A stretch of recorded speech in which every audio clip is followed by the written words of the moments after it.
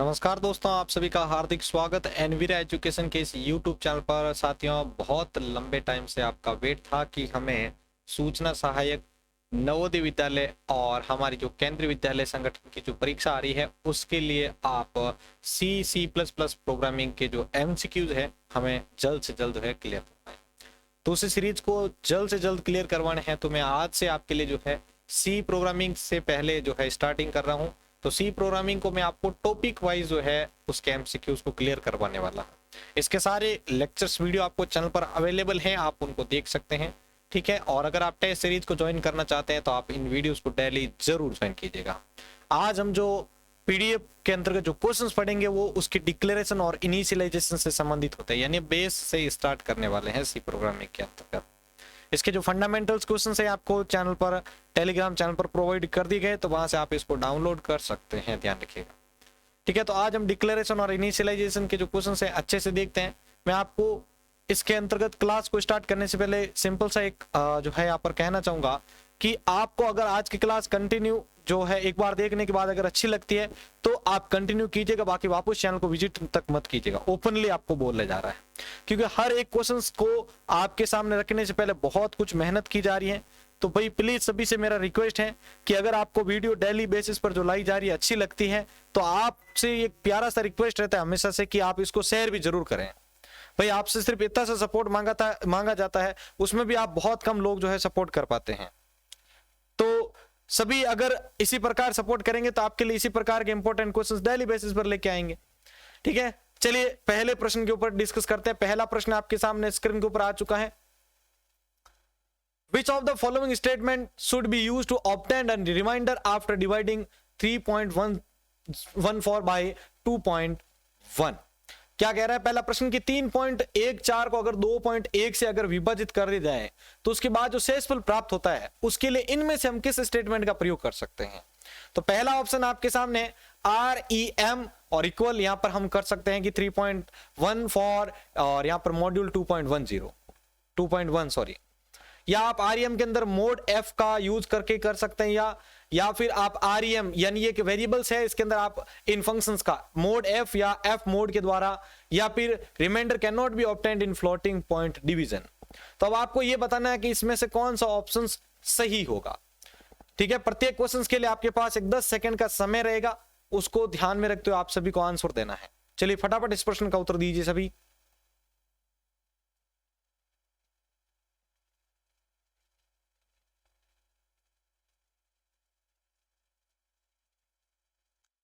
चलिए भाई, यहां पर जिन्होंने भी इस प्रश्न का उत्तर दे दिया अपना उत्तर जांच कर लीजिए। प्रश्न संख्या 1 के अंदर आपका जो राइट आंसर होगा वो होगा आपका सी। यहां पर हम एक REM नाम का वेरिएबल है जिसके अंदर हम F मोड फंक्शन का यूज करते हुए हम 3.14 के आगे कोमा डाल के यहाँ पर 2.1 करेंगे। चलिए, ये जो आपका F मोड फंक्शन है ये आपके जो है मॉड्यूल जो ऑपरेटर होता है उसकी तरह ही काम करता है, ध्यान रखिएगा। ठीक है, ये जो F मोड फंक्शन है ये आपके F मोड जो आपका ये यहाँ पर दे रखा है, ठीक है, फंक्शन ये आपके जो मॉड्यूल ऑपरेटर होता है ऊपर मॉड्यूलस ऑपरेटर होता है उसके समान ही काम करता है। तो अब आप बोलेंगे इन दोनों में डिफरेंस क्या है, तो ध्यान रखिएगा जो आपका F मोड फंक्शन होता है, ठीक है, जो F मोड फंक्शन है ना यहाँ पर आपके सामने दे रखा है F मोड और यहाँ से इसको REM में स्टोर कर रहे हैं, तो ये जो होता है आपके फ्लोटिंग पॉइंट डिवीजन करता है। ध्यान रखिएगा ये जो F मोड फंक्शन है ये आपके फ्लोटिंग पॉइंट डिवीजन करता है, FPD करता है, ध्यान रखिएगा। ठीक है, इसके बारे में आपको ये अच्छे से याद रखना है। तो ये कथन जो है इससे कौन मैच करेगा, आपके F मोड फंक्शन वाला कथन सही होता है। आगे बढ़ते हैं प्रश्न संख्या 2 की ओर। दूसरा प्रश्न है what are the type of linkage? Linkage के कितने प्रकार होते हैं? Internal and external, external internal and non, external and non, या फिर इंटरनल? बताइए भाई इस प्रश्न का उत्तर।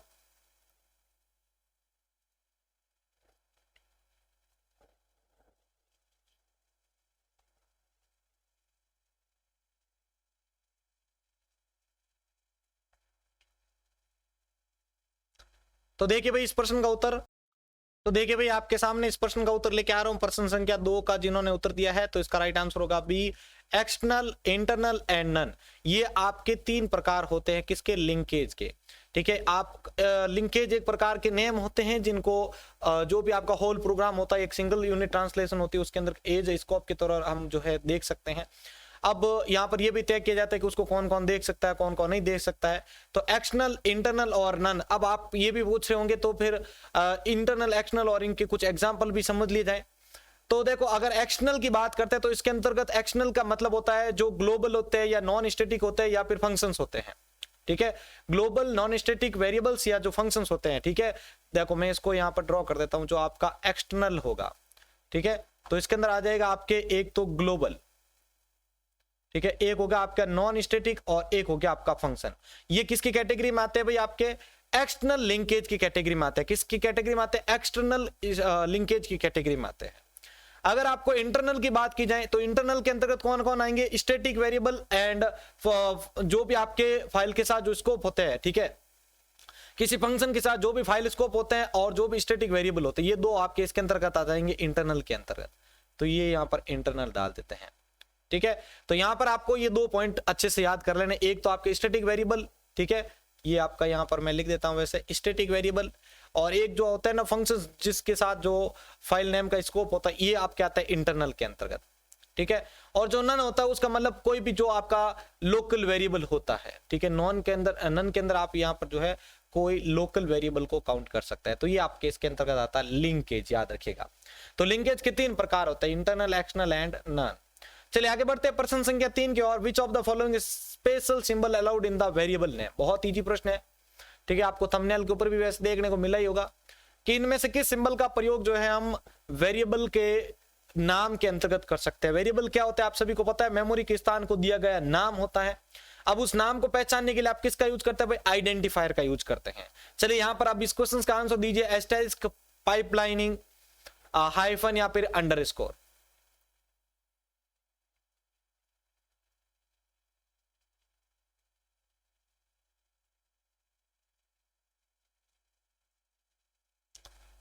चलिए भाई, आपके सामने इस प्रश्न का उत्तर लेके आ रहा हूं जिन्होंने इस प्रश्न का उत्तर दिया है। यहां पर हम जो है एक स्पेशल सिंबल होता है जिसका यूज अंडर वेरिएबल के नाम में कर सकते हैं, वो होता है आपका अंडरस्कोर। ठीक है, वेरिएबल कैसे बनाते हैं, क्या होता है, इसके ऊपर मैंने पूरा ब्रीफ वीडियो बना रखा है, लेकिन शॉर्ट में एक बार और समझा देता हूं आपको। ठीक है, आपको कोई जो है वैल्यू को स्टोर करना है अपने प्रोग्राम के अंतर्गत, ताकि आपको इन फ्यूचर उस वैल्यू को वापस यूज करना हो तो वापस आप उसको ले सके, प्राप्त कर सके। तो उसके लिए आप क्या करते हैं? एक वेरिएबल बनाते हैं। वेरिएबल क्या करता है? उस मेमोरी का जो एड्रेस होता है, ठीक है, उस पर उस वेरिएबल के नाम से जो है हम एक वेरिएबल का नाम, एक वेरिएबल क्रिएट कर देते हैं उस एड्रेस पर, ताकि उस वेरिएबल के अंतर्गत हम कोई वैल्यू को स्टोर कर पाए। ठीक है, ये आपका इसके अंदर होता है। लेकिन इस नाम को रखने के लिए कुछ जो नियम्स होते हैं उनको हमें पालन करना होता है, तो उन्हें हम बेसिकली आइडेंटिफायर कहते हैं। तो ये आइडेंटिफायर क्या क्या बताते हैं हमें कि वेरिएबल के नाम की शुरुआत हमेशा जो है आपके अल्फाबेट से होनी चाहिए, चाहे वो A to Z छोटा हो या फिर आपका A to Z बड़ा हो। ठीक है, वेरिएबल के नाम की शुरुआत में जो है आप नंबर नहीं ला सकते हैं। ठीक है, वेरिएबल के नाम के बाद में आप कहीं पर भी जो है इसके अंदर जो है नंबर का यूज कर सकते हैं। वेरिएबल के नाम के बीच में आप स्पेस का जो है यूज नहीं कर सकते हैं, लेकिन दो नाम के बीच में आप अंडरस्कोर का प्रयोग कर सकते हैं। तो ये इसमें कुछ नियम होते हैं। आपको एग्जाम में कई बार क्वेश्चंस भी आता है कि इनमें से कौन जो है एक सही वेरिएबल का नाम है। चलिए चौथे प्रश्न की ओर बढ़ते हैं। Is there any difference between following declaration? यहां पर दो प्रकार के डिक्लेरेशन किए गए, आप अच्छे से देख सकते हैं। ठीक है, तो इसमें कोई डिफरेंस है क्या? पहला है एक्सटर्न इंटीजर फन, दूसरा है इंटीजर फन। तो बताइए यहां पर आपका ऑप्शन कौन सा सही होगा? पहला ए है आपका बोथ आर आइडेंटिकल, दूसरा है नो डिफरेंस, कोई डिफरेंस नहीं है, except extern integer fun is probably is another file. ठीक है, बजाय कि आपका जो एक्सटर्नल इंट जो होता है वो आपके किसी अनदर फाइल में होता है।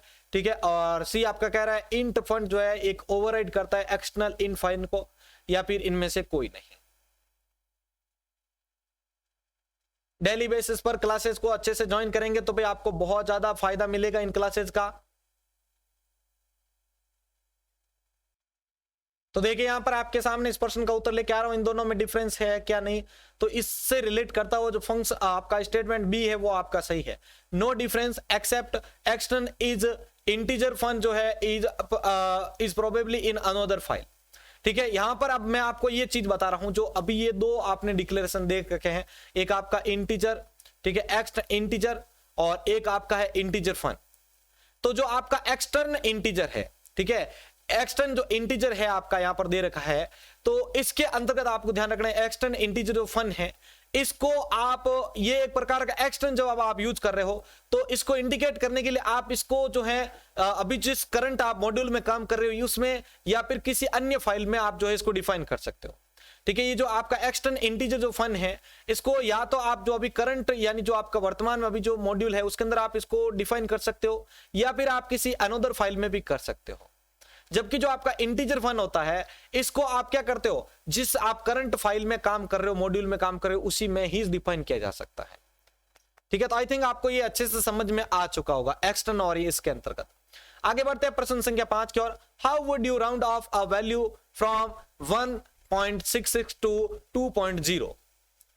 तो यहां पर दे रखा है आपके सेल 1.66, फ्लोर 1.66, राउंड अप 1.66 या फिर राउंड टू 1.66। तो फटाफट इसका आंसर बताइए भाई कमेंट बॉक्स में। 1.66 से 2.0 को आप किस प्रकार जो इसका मान होगा वो 2.0 तक पूरा पूर्णांकित करेंगे भाई, बताइए।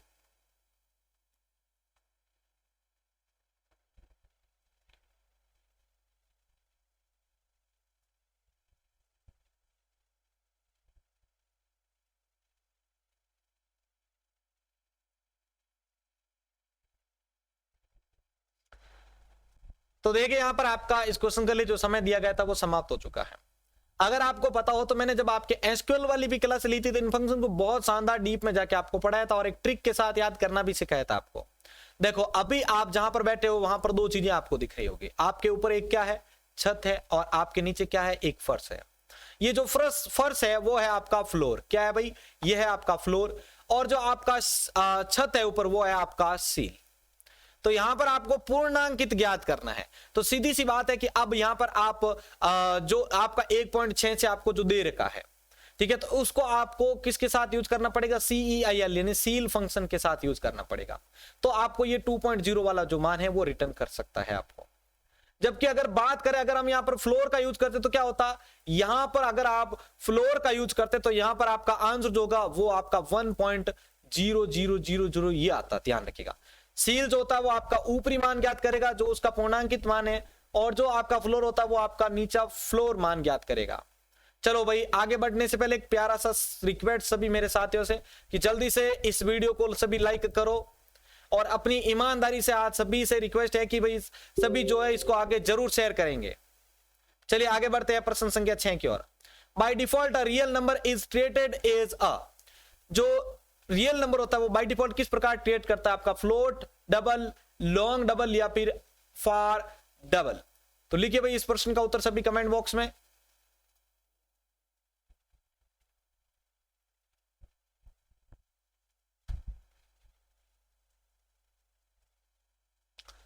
तो देखिए भाई प्रश्न संख्या 6 का उत्तर आपके सामने लेके आ रहा हूं। बीज होगा यहां पर आपका डबल, ये आपका एकदम सही आंसर होगा। जो डबल होता है वो एज अ फ्लोट के समान ही होता है, याद रखिएगा। ठीक है, लेकिन फ्लोट और डबल के अंतर्गत ये आपको चेंजेस मिलेगा, एक कि जो डबल होता है वो मेमोरी के अंदर आपका 8 बाइट का स्पेस जो होता है कवर करता है, ध्यान रखिएगा। और इसको ज्यादा सटीकता से क्लियर करने के लिए आप इसके साथ फिर लॉन्ग डबल का यूज कर सकते हैं। ठीक है, लॉन्ग डबल का यूज कर सकते हैं, ये आपका 10 बाइट्स का स्पेस होता है वो कवर करता है। ठीक है, तो ये आपको तीनों याद रखने हैं इसके अंतर्गत। ठीक है, डबल का साइज कितना होता है भाई 8 बाइट का, और लॉन्ग डबल का कितना होता है तो ध्यान रखिएगा 10 बाइट्स का, ध्यान रखिएगा। 7वां प्रश्न आपके सामने, विच of the following is not a user defined data type. इनमें से आपको अच्छे से देख के बताना है कि इनमें से कौन जो है यूजर डिफाइंड डेटा टाइप नहीं है। ठीक है, पहला ऑप्शन, दूसरा ऑप्शन और तीसरा ऑप्शन। फिर आपको नीचे दे रखा है पहला, दूसरा, तीसरा और चौथा, कौन सा सही है। तो देखिए भाई इनको अच्छे से और अपना जवाब दीजिए कमेंट बॉक्स में।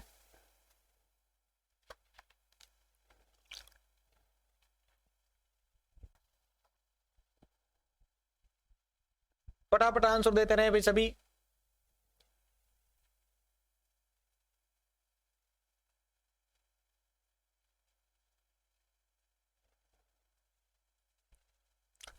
तो बहुत जनों ने कोशिश भी की है अच्छे से आंसर देने की, कुछ ये सोच रहे हैं कि दे या नहीं दे, कंफ्यूज है कुछ लोग। यहां पर सिंपल सा क्वेश्चन आपको पूछा गया है कि इसमें यूजर डिफाइंड जो डेटा टाइप है नहीं है वो कौन सा है। तो सीधी सी बात है कि यहां पर आपका जो ये लॉन्ग इंट है वो आपका यूजर डिफाइंड डेटा टाइप नहीं है। मैंने आपको जब सी प्रोग्रामिंग पढ़ाई थी तो वहां पर मैंने आपको डेटा टाइप के बारे में जो है नॉलेज दी थी। डेटा टाइप के मैंने आपको 2 प्रकार बताए थे। कितने प्रकार बताए थे भाई? डेटा टाइप के 2 प्रकार बताए थे। एक आपका वो डेटा टाइप जो प्री डिफाइंड है, ठीक है, जिसको आप प्रीमिटिव डेटा टाइप भी कह सकते हैं या इसको मशीनी डेटा टाइप भी कहते हैं कई बार, ठीक है। तो ये प्रीमिटिव डेटा टाइप है, ठीक है। और एक होता आपका सेकेंडरी डेटा टाइप, सेकेंडरी या इसको आप डिराइव्ड डेटा टाइप भी कह सकते हैं। ऐसे डेटा टाइप जो प्रीमिटिव डेटा टाइप की मदद से बनते हैं, प्री डिफाइंड डेटा टाइप की मदद से बनते हैं, वो डिराइव्ड आ चुके हैं या इसको सेकेंडरी भी कहता है। अब इन 2 डेटा टाइप की अगर कैटेगरी हम देखते हैं, ठीक है, तो जो प्रीमिटिव है इसके अंदर क्या क्या आ जाता है? आपके इंटीजर, कैरेक्टर, फ्लोट, डबल और वॉइड, ठीक है। ये आपके इंटीजर, ठीक है, ये आपका हो गया कैरेक्टर, ये आपका हो गया फ्लोट, ठीक है, और ये आपका वॉइड, ठीक है। और एक आपका क्या था? एक आपका हो गया इंटीजर, कैरेक्टर, फ्लोट, डबल और वॉइड, सॉरी डबल हो गया ये। और सेकेंडरी के अंदर बहुत सारे array, pointer, structure, union, enum. तो ये जो इनम होता है वो आपका किसके अंदर आता है भाई? सेकेंडरी के अंदर आता है, ध्यान रखिएगा। तो ये इनम वाला आपका यूजर डिफाइंड है और स्ट्रक्ट भी आपका जो है यूजर डिफाइंड है। स्ट्रक्ट और यूनियन के अंदर क्या डिफरेंस होता है उसको भी याद करने का ट्रिक मैंने आपको बताया था, ठीक है। स्ट्रक्ट जब भी आप बनाते हो तो इसमें क्या होता है कि स्ट्रक्ट के अंदर इन तीनों का जो डेटा टाइप का साइज होता है, मतलब इस स्ट्रक्ट का साइज क्या होगा? इन तीनों को जोड़ेंगे आपस में कि इसका, इसका और इसका जो साइज है वो आपका क्या बनता है? स्ट्रक्ट का साइज। जबकि इसके विपरीत अगर आप यूनियन की बात करते हो तो यूनियन में क्या जांच किया जाता है? इनमें से सबसे ज्यादा साइज किसकी है, वो जो उसका साइज बनता है यूनियन का, ठीक है। मैंने आपको अलग से पूरा पढ़ा रखा है, ये जिनको नहीं समझ में आया है, जो पहली बार आए तो वो जरूर देखेगा, बाकी इससे इजी मेथड आपको कहीं नहीं मिलेगा देखने को। चलिए 8वें प्रश्न की ओर बढ़ते हैं आगे। Is the following statement is a declaration of और डेफिनेशन। क्वेश्चन को बहुत ही अच्छे तरीके से आपको पूछा गया है कि जो यहां पर एक स्टेटमेंट दिया गया, देखो मैं इसको हाईलाइट भी कर रहा हूं यहां पर, ये आपका जो है डिक्लेरेशन को शो करता है या डेफिनेशन को शो कर रहा है? तो ए आपका डिक्लेरेशन, बी डेफिनेशन, सी फंक्शन या फिर डी आपका एरर। बताइए भाई इस प्रश्न का उत्तर क्या होगा?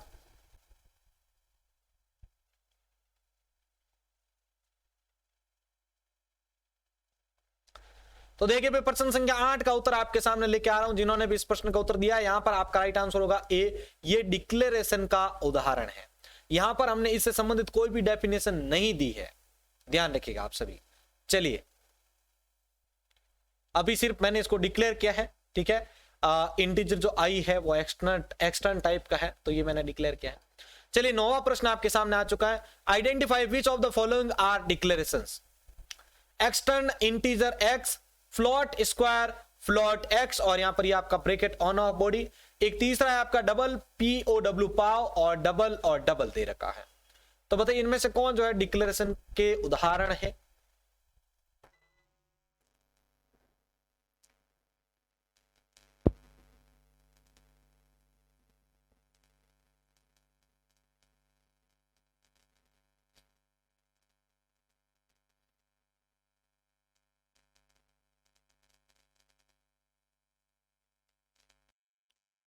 देखिए इस प्रश्न का उत्तर आपके सामने, इस प्रश्न का जो उत्तर होगा वो होगा आपका सी, 1 और 3। ये पहला वाला और तीसरा वाला जो है यहाँ पर सही होता है। जहां बात यहाँ पर अगर करते हैं एक्सटर्न इंटीजर एक्स की, तो ये जो होता है एक एक्सटर्नल वेरिएबल को क्या करता है, जो है यहाँ पर डिक्लेयर करता है।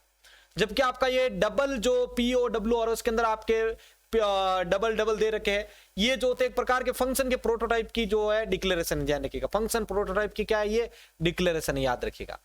तो ये दोनों इसके अंदर आपको अच्छे से क्लियर कर लेने हैं।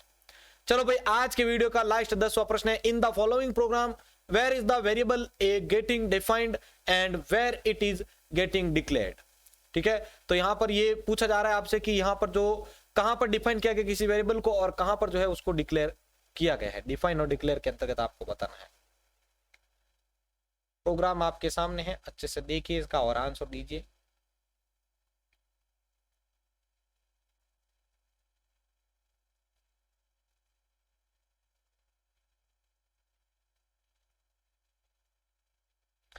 तो इसके लिए एक और 10 सेकंड का समय है ताकि प्रोग्राम को अच्छे से पढ़ के आंसर दे सकें आप।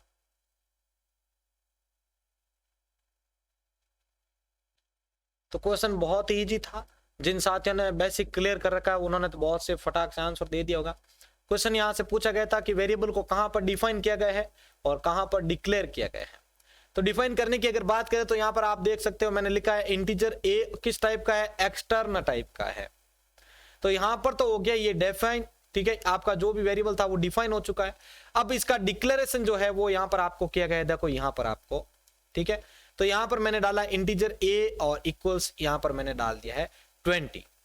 तो यहां पर आपको डिफाइन कर दिया इसको, और यहां पर आपने क्या कर दिया इसको, यहां पर जो है आपने इसको 20 जो है वो आपने क्या कर दिया, इसको डिक्लेयर कर दिया है। तो यहां पर अगर देखा जाए तो ए वाला जो ऑप्शन है वो सही है, एक्सटर्न इज इन डिक्लेरेशन, और यहां पर integer a equal 20 is the definition, इसकी डेफिनेशन यहां पर हमने दे दी है। तो भाई ये था आपके लिए आज का वीडियो। आप सभी को आज की क्लास कैसी लगी है भाई, सभी एक प्यारा सा रिक्वेस्ट, सभी से एक प्यारा सा रिक्वेस्ट की जल्दी से इस वीडियो के ऊपर लाइक का बटन दबा दीजिए सभी, ठीक है। और इसी प्रकार से डेली इंटरेस्टिंग जो वीडियोस है वो देखना चाहते हैं आप, तो प्लीज इसको अपने दोस्तों के साथ शेयर कीजिएगा। आज की पीडीएफ का जो पासवर्ड है, ठीक है, आज की जो पीडीएफ का पासवर्ड है वो सभी अपने पास लिख लीजिए भाई। आज की जो पीडीएफ है उसका पासवर्ड सभी जो है अपने पास लिख लीजिए। आज की जो पीडीएफ है उसका पासवर्ड है C/संपत1, ठीक है, मैं यहां पर लिख रहा हूं C/संपत और यहां पर है आपका 1। तो ये आज की पीडीएफ का पासवर्ड है, याद रखिएगा C/संपत1, ठीक है। मैं यहां पर इसको अलग से टाइप भी कर देता हूं C/संपत1, ये आज की पीडीएफ का पासवर्ड है। सभी एक बार इसको अच्छे से लिख लीजिएगा अपने पास में, ताकि आपको ओपन करने में कोई प्रॉब्लम ना आए, ठीक है। सारे के सारे आपके स्मॉल में रहेंगे आज की इस पीडीएफ को अगर आप ओपन करना चाहते हैं तो, ठीक है। तो साथियों इस क्लास को जरूर शेयर कीजिएगा। 30,000 सब्सक्राइबर के बहुत नजदीक हैं हम सभी, और आप सभी के सहयोग से हमें जल्द से जल्द जो है इस मुकाम पर पहुंचना है। तो प्लीज सभी सपोर्ट करें। इसी के साथ मैं संपत लीड आप सभी से अलविदा लेता हूं, मिलते हैं एक और नई वीडियो के साथ। जय हिंद, जय भारत।